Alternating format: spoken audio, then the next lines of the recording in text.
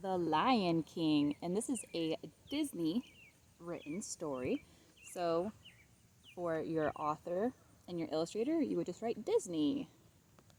Disney.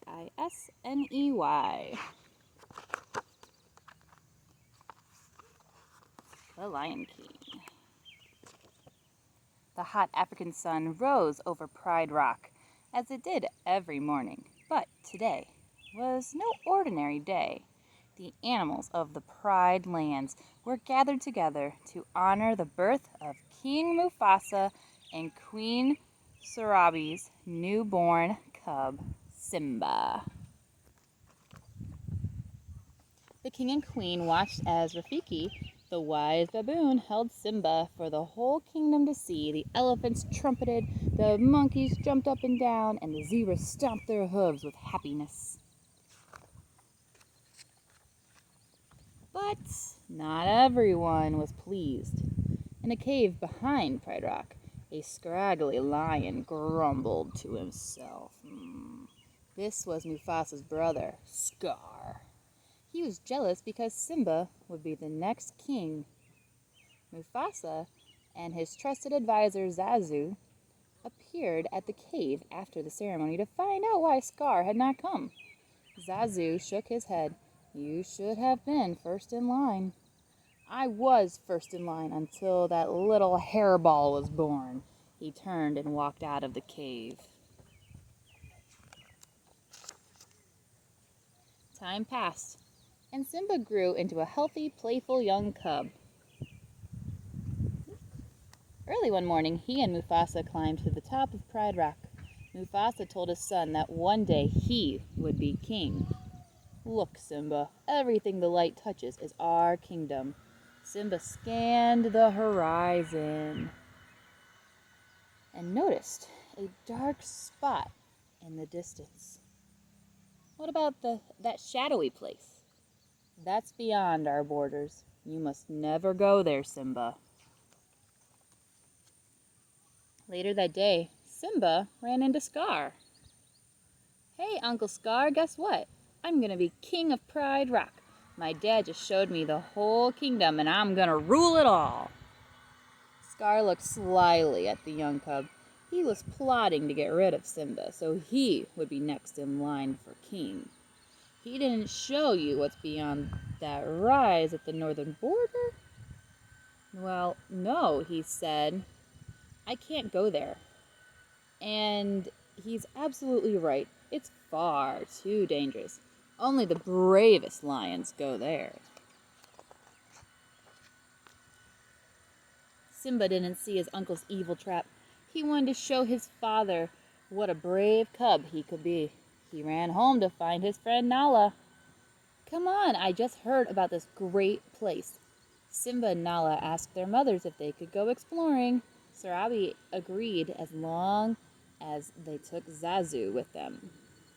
Simba and Nala raced across the Pride Lands. They led Zazu through herds of animals until they finally lost him. The cubs laughed and pounced on each other. They tumbled down a hill and landed in a dark ravine filled with elephant skulls and bones. Simba looked up and gasped, "This is it! We made it!"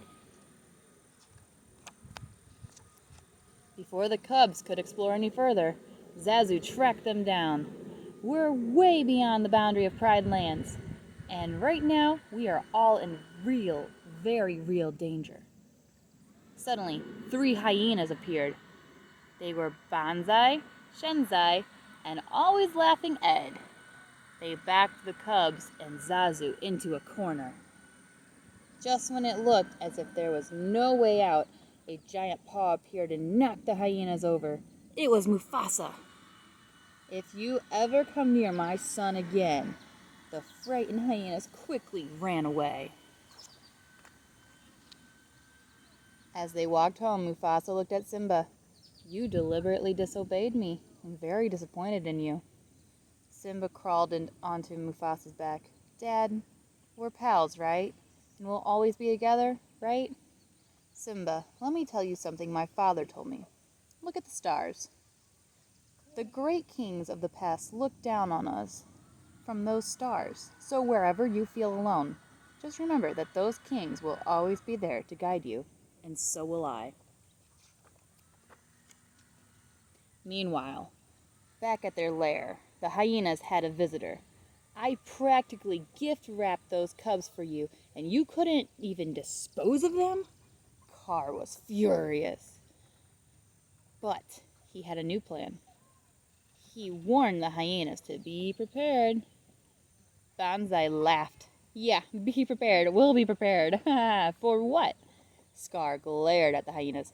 For the death of the king. The next day, Scar brought Simba to the gorge, where the wildebeest were grazing. Now, you wait here. Your father has a marvelous surprise for you. When Scar was safely away, he signaled to the hyenas. They raced into the gorge and chased the herd of wildebeest toward Simba. Scar ran off to find Mufasa. Stampede! In the gorge! Simba's down there! Mufasa jumped into the gorge to find his son. He grabbed Simba and put him on a nearby ledge. But when Mufasa tried to climb out, the rocks crumbled beneath him. He saw Scar standing above him. Brother, help me! Scar dug his sharp claws into Mufasa's paw. Long live the king! Then let Mufasa go. Later, Scar found Simba standing beside his father's body. It was an accident. I didn't mean for it to happen. What am I going to do? Run away, Simba, run! Run away and never return. While Scar returned to rule over Pride Rock, Simba did as his uncle said. He wandered until he could not walk anymore. Finally, he collapsed onto the ground. When Simba awoke, everything looked different. A warthog named Pumbaa and a meerkat named Timon had found him and brought him home with them. Timon explained his motto to Simba, Hakuna Matata. It means no worries. You got to put your past behind you, and that's exactly what Simba did. Years passed and Simba grew up. One day he saw a lioness attacking Pumbaa. Simba came to his friend's rescue, but the lioness easily flipped Simba onto his back. Looking up at her, Simba realized that the lioness was his old friend Nala. Nala was surprised to see Simba. Scar had told everyone that Simba was dead. Why didn't you come back to Pride Rock? You're the king. I'm not the king, Scar is. Simba, he let the hyenas take over the Pride lands. There's no food, no water. If you don't do something soon, everyone will starve. You're our only hope. But Simba didn't believe he could challenge Scar.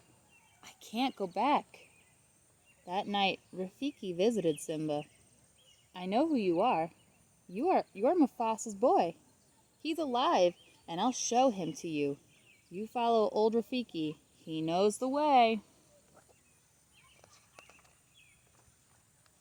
Rafiki led Simba to a nearby pond.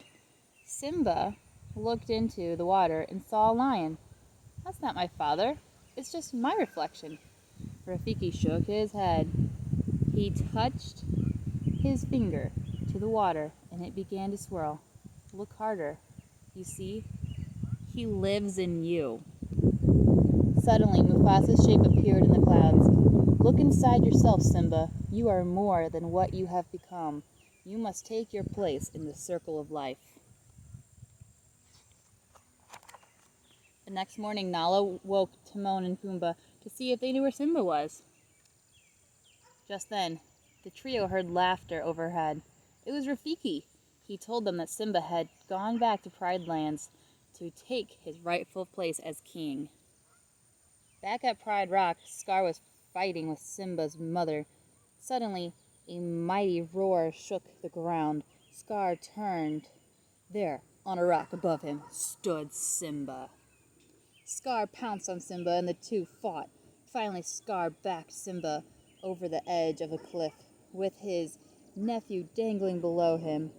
Scar whispered the truth. He was the one who had attacked Mufasa. Anger rushed through Simba's body. He scrambled back onto the rock and pinned Scar. Run away, Scar, and never return. Scar started to slink off, then suddenly he turned and lunged at Simba. With a swipe of his giant paw, Simba knocked his uncle over the ledge. Scar plunged into the gorge below. With Scar gone, Simba took his rightful place as king. Before long, the Pride Lands flourished again. Nala remained at Simba's side, and soon they had a cub of their own. As the sun shone down on them, Rafiki held the cub up for the whole kingdom to see. The Pride Lands had a new prince. The circle of life continued on. The end.